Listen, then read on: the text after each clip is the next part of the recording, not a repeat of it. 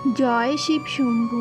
আমি স্বপ্না, আর আমি আজকে বৃহৎ শিব মহাপুরাণের পঞ্চম অধ্যায়ের সতীর দেহত্যাগ এবং শিব পূজা বিধি পাঠ করতে চলেছি। তোমরা সকলে চলে এসো শিব পুরাণের মধুর বাণী শ্রবণ করতে।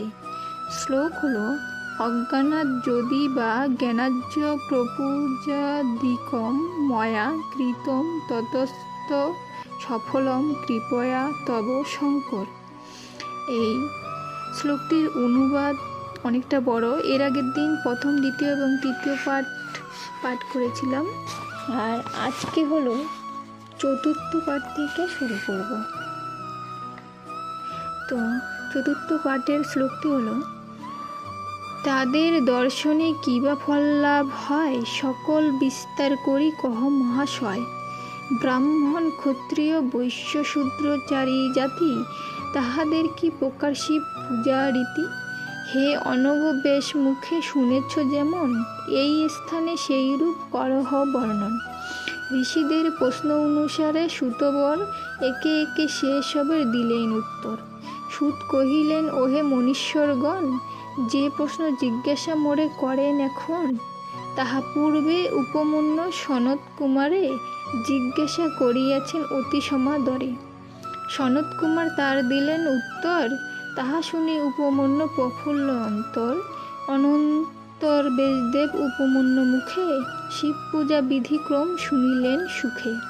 অনন্তর সর্বলোক হিত কামনায় কৃষ্ণ দ্বৈপায়ন ব্যাস আমাকে শেখায়। হে মহর্ষির গণ, আমি শুনেছি যেমন, তাহাই সংক্ষেপে আমি করিব বর্ণন। শতবর্ষ ধরি ইহা যদি হয় উক্ত, তথাপিও সবিস্তারে নাহি হবে ব্যক্ত। এতএব সংক্ষেপেতে করিব বর্ণন, সমাহিত চিত্র করি করহ শ্রবণ। কামনা অথবা নানা বর লোভিবারে, লিঙ্গের করিবে পূজা ভক্তি সহকারে। যাবৎ শিব পূজা না করো ভক্তিভাবে, তাবৎ দারিদ্র শোক দুঃখ বিধি পাবে। যথাবিধি শিব পূজা করিলে ভক্তিতে, সেই সব দুঃখ নাশ হইবে তরিতে। সুখপূর্ণ সন্তানের করি অভিলাষ, দারিদ্র ও শোক দুঃখ করিতে বিনাশ। কাম আর অর্থের সাধক ভক্তি ভরে, সমাহিত চিত্র করি পূজিবে শঙ্করে। ব্রাহ্মণ ক্ষত্রিয় বৈশ্য শূদ্র বর্ণচারী, প্রাতকালে যথাবিধি শয্যা ত্যাগ করি। বিষ্ণু গুরু তীর্থাদির করিয়া স্মরণ, অনন্তর হরিধ্যানে হইবে মগন। অন্তরে কহিবে ভক্তবাঞ্ছা পূর্ণকারী, চতুর্বাহ ঘনশ্যাম নারায়ণ হরি। সর্বক্ষণ আপনার সুন্দর মূর্তি, মম হৃদয় শতকালে করুক বসতি। মম হৃদয় শতদলে করুক বসতি। অনন্তর স্তোত্র পাঠ করি যথাযথ, মনে মনে শুভ নাম গ্রহণ করত।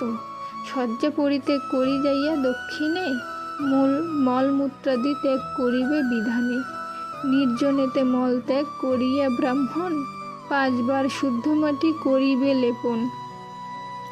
ক্ষত্র 4 বার, 3 বার বৈশ্যগণ, আর শূদ্র 2 বার করিবে লেপন। পরে হস্তদ্বয় পদদ্বয় প্রক্ষালিয়া, শুচি হইবে মাটি লেপন করিয়া। স্ত্রীলোকের শুচি কার্যে মৃত্তিকা লেপন, শুধুমাত্র 2 বার শূদ্রের মতন। ব্রাহ্মণ দ্বাদশাঙ্গুল দন্তকাষ্ঠ দিয়া, করিবে দন্তধাবন শুচির লাগিয়া। ক্ষত্রিয়ের দন্তকাষ্ঠ 11 আঙ্গুল, বৈশ্য 10 আঙ্গুল, আর শূদ্র 9 আঙ্গুল। নিজের বা অপরের পূর্বের উচ্ছিষ্ট, গ্রহণ না করিবে এইরূপ কাষ্ঠ। অনন্তর তীর্থাদি পবিত্র স্থানে গিয়া, বিধানে করিবে স্নান শুচির লাগিয়া। অতঃপর যথাবিধি করি আচমন, শুষ্ক ধৌত বসনাদি করিবে ধারণ। নির্জন স্থানেতে উপবেশন করিয়া, সন্ধ্যা উপাসনা কর যত চিত্র হইয়া। অনন্তর যথাসাধ্য করি আয়োজন, পূজা অনুষ্ঠান কর স্থির করি মন।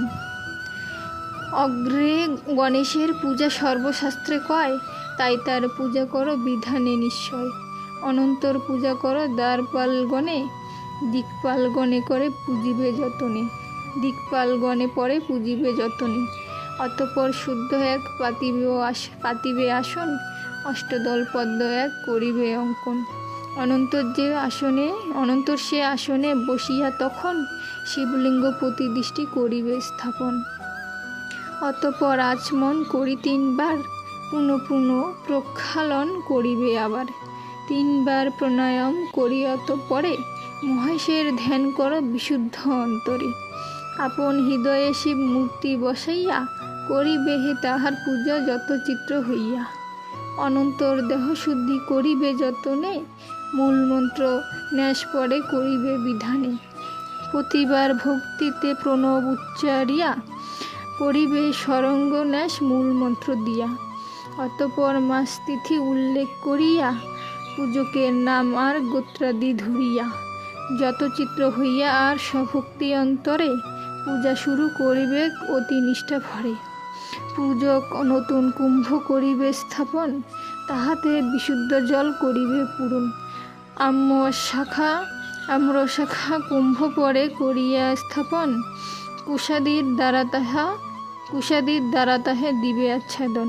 সেই কুম্ভ প্রতিদৃষ্টি নিক্ষেপ করিয়া, উশির চন্দন দিবে ওম উচ্চারিয়া।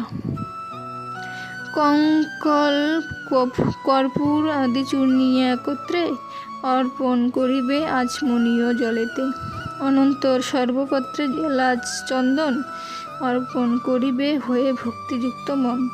অতঃপর শঙ্করের পার্শ্বে নন্দীশ্বরে, বিধিমতে পূজা করিবে সমাদরে।